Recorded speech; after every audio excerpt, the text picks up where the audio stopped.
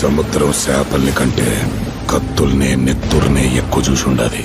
అందుకేనేమో దీన్ని ఎర్ర సముద్రం అంటారు. వచ్చే ఆంబోతులో ఎంత పొగరుగా ఉన్నాడో చూడండి.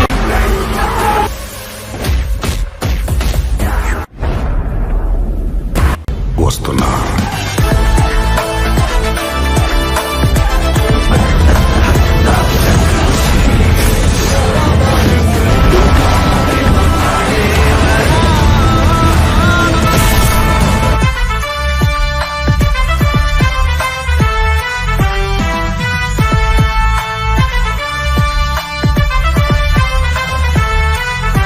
ఎన్టీఆర్ దేవరా సినిమాపై అంచనాలు భారీగా ఉన్నాయి.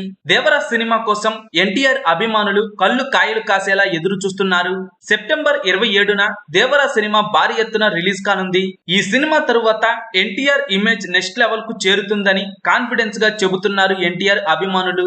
RRR సినిమాతో గ్లోబల్ స్టార్ గా మారిన ఎన్టీఆర్ ప్రస్తుతం కొరటాల శివ దర్శకత్వంలో దేవరా సినిమా చేస్తున్నారు. పాన్ ఇండియా రేంజ్ లో 2 భాగాలుగా తెరకెక్కుతున్న ఈ సినిమా ఫస్ట్ పార్ట్ షూటింగ్ దాదాపుగా ఫైనల్ స్టేజ్ కు చేరుకుంది. సెప్టెంబర్ 27న దేవరా సినిమాను భారీ ఎత్తున రిలీజ్ చేసేందుకు ప్లాన్ చేస్తున్నారు. టిల్లు స్క్వేర్ ఫంక్షన్ లో మాట్లాడిన తారక్ దేవరా సినిమా అప్డేట్ ఇచ్చారు. సినిమా కథ ఎలా ఉండబోతోందన్న క్లారిటీ కూడా ఇచ్చారు. అంతేకాదు దేవరా సినిమా అభిమానులు కాలర్ ఎగరేసేలా ఉంటుందని కాన్ఫిడెన్స్ గా చెప్పారు. దేవరా విషయంలో ఫస్ట్ నుండి చాలా నమ్మకంతో ఉన్నారు ఎన్టీఆర్.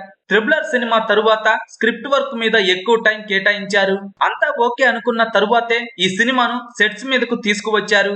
పక్కా ప్లానింగ్ తో జెట్ స్పీడ్ తో దేవరా షూటింగ్ పనులు కానిచ్చేస్తున్నారు. అందుకే టాలీవుడ్ నుండి రాబోయే నెక్స్ట్ సెన్సేషన్ గా ఈ సినిమాను గట్టిగా నమ్ముతున్నారు. ఎన్టీఆర్ కి జోడీగా జాహ్నవి కపూర్ టాలీవుడ్ కు పరిచయం అవుతుండటం, విలన్ గా సైఫ్ అలీ ఖాన్ నటిస్తుండటం కూడా దేవరా సినిమాకు భారీగా కలిసొచ్చే అంశాలంటున్నారు. దేవరా సినిమా పక్కా ప్లాన్ తో బ్లాక్ బస్టర్ అయ్యే రేంజ్ లో కొరటాల శివ తెరకెక్కిస్తున్నారు. మరో పక్క ఎన్టీఆర్ కూడా దేవరా సినిమా కోసం చాలా కష్టపడుతున్నారు. ఇప్పటికే దేవరా సినిమా నుండి రిలీజ్ అయిన ఫియర్ సాంగ్ అదిరిపోయే రెస్పాన్స్ సొంతం చేసుకుంది. అయితే జూలై నెలలోనే ఈ సినిమా నుండి 2వ సాంగ్ ను రిలీజ్ చేయాలని ప్లాన్ చేస్తున్నారు. ఎన్టీఆర్ హీరోగా చేస్తున్న దేవరా సినిమాపై అంచనాలు భారీగా ఉండగా ఆ అంచనాలకు తగ్గట్టుగానే సినిమా రిలీజ్ తర్వాత కూడా బాక్సాఫీస్ వద్ద కలెక్షన్ల మోత ఉండబోతోందని అంటున్నారు.